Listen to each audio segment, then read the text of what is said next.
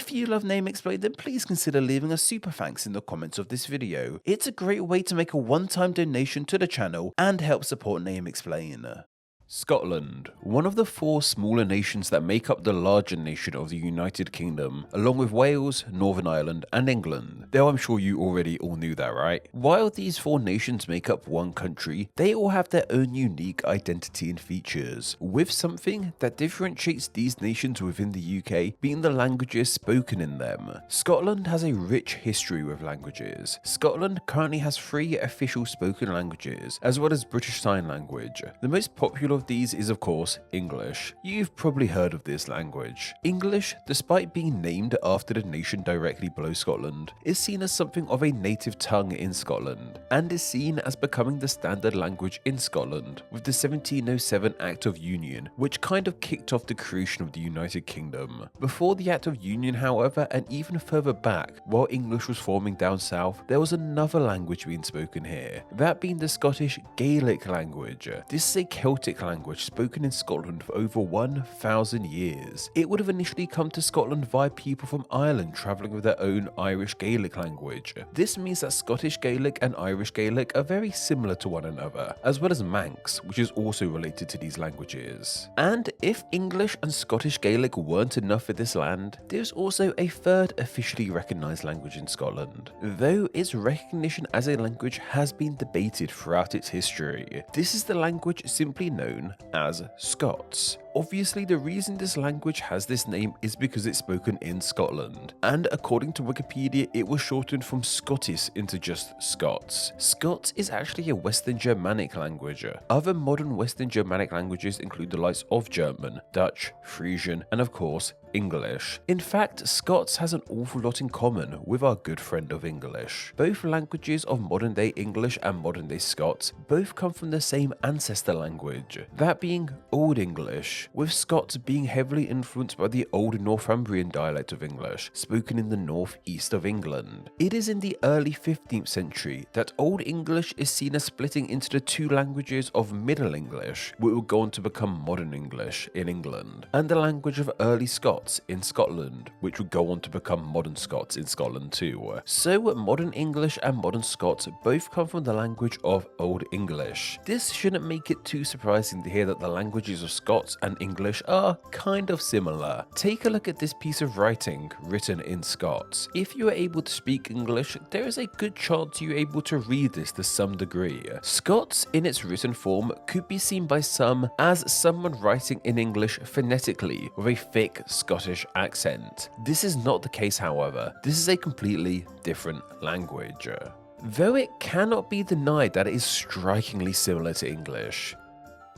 This is a fact we even highlighted in our older video of which language is closest to English, so slight spoiler for that one. Its similarity to English has been a sticking point for years. Many feel that Scots isn't actually a language unto itself, but is instead a dialect of English, in the same way that Cockney or Scouse English aren't seen as languages, but just seen as dialects of English instead. Some could even be more cynical and say that Scots isn't even a dialect, just someone speaking English with a thick Scottish accent. To understand this, we need a better understanding of what exactly is the difference between a language and a dialect. And for this, we will ignore accents for the time being. Accents more relate to the way voices sound as opposed to what those voices are actually saying. So in example, you could speak Scots with, say, a West Country accent. Anyway, that's a huge tangent. The OED defines a language as the system of spoken or written communication used by a particular country, people, community, etc., typically consisting of words used with a regular grammatical and syntactic structure, while it defines a dialect as a form or variety of a language which is peculiar to a specific region, especially one which differs from the standard or literary form of the language in respect of vocabulary, pronunciation, idiom, etc. These definitions highlight to us that a dialect is kind of a smaller, more specific form of a larger language, but still heavily relies on its parent language. While the consensus is that dialects come from languages, the argument could be made that dialects come together to form a standard form of a language. As linguist Max Reinreich put it, a language is a dialect with an army and a navy. So while that helps us understand what the difference between a language and a dialect is, when does a dialect become a language, if that's even possible at all?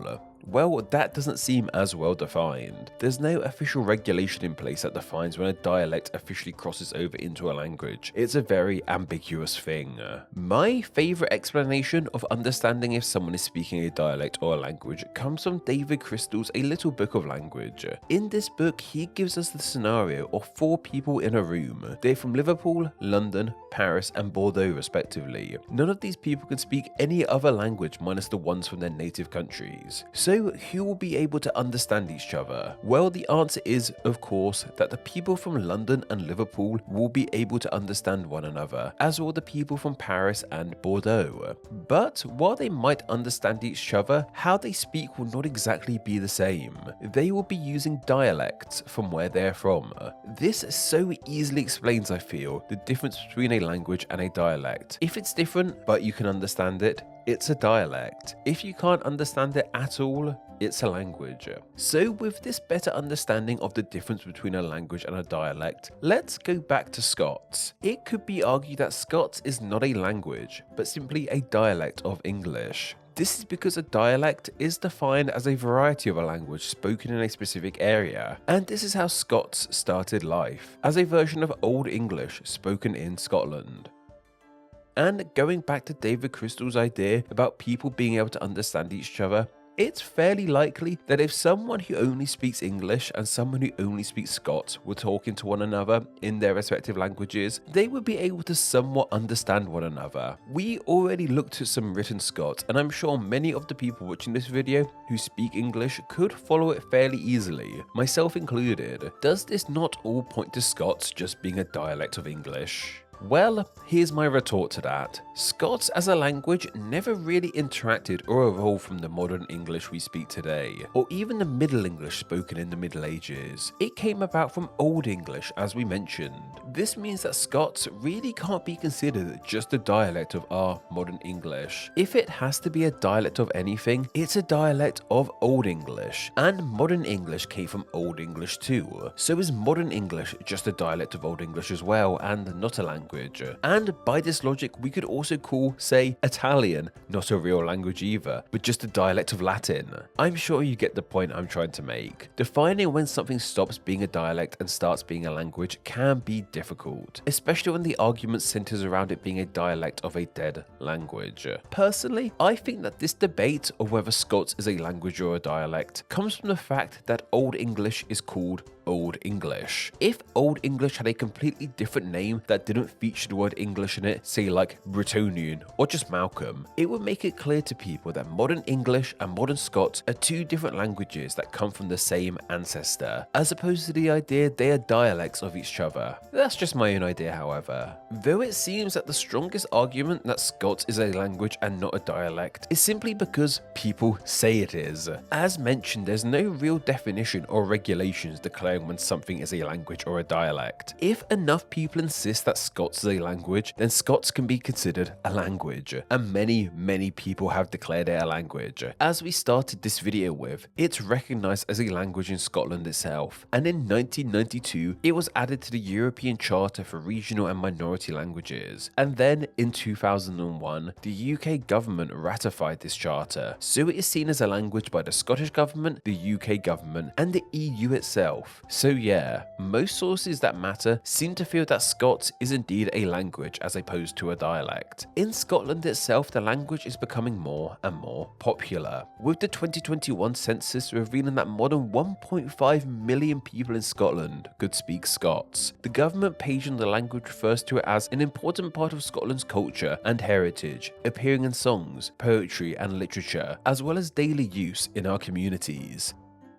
Scots as a language has also become more popular due to the surge in national pride that Scotland has seen in recent years. This surge has come around for a variety of reasons, shall we say. More and more Scottish people wish to speak Scots to celebrate their Scottish heritage. In fact, referring to Scots as a dialect makes many Scottish people wish to speak it and celebrate it even more to celebrate the nation's national identity. Terrific Scottish YouTuber Shay May often tweets in Scots too, it would seem. If you want an understanding of this language in action, maybe go give him a follow to see for yourself. Also, go watch his videos, they're amazing. His 7-hour analysis of Pokemon Omega Ruby community is literally my favorite thing on the internet. Honestly, this whole video has just been a massive ploy to plug Shame. Though, let's wrap things up with Scots, shall we? Perhaps what really cements Scots as a language is the unique words it has. This includes the likes of bairn, meaning a child, neep for turnip, puddock for a frog, and idiot for an idiot, which has also become popular in Ireland too. Hopefully, we can put to rest the idea that Scots is just a dialect of English, and celebrate it for the language it truly is.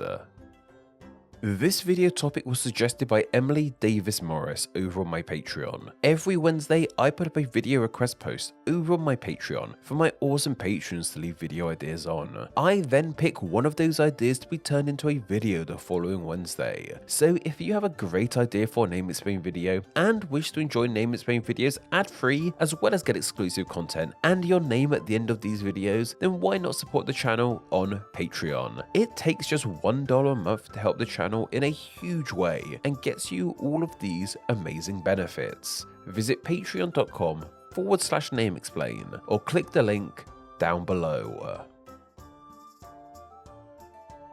Name Explain depends on viewers like yourself supporting the channel financially on Patreon, so a huge thank you to everyone who does. Donating just $1 a month helps the channel amazingly and gets you bonuses including ad-free videos, exclusive content, the power to request ideas to be made into actual Name Explain videos, and your name at the end of the video with all these awesome people. Visit patreon.com/nameexplain or click the link down below to find out how you too can support the channel.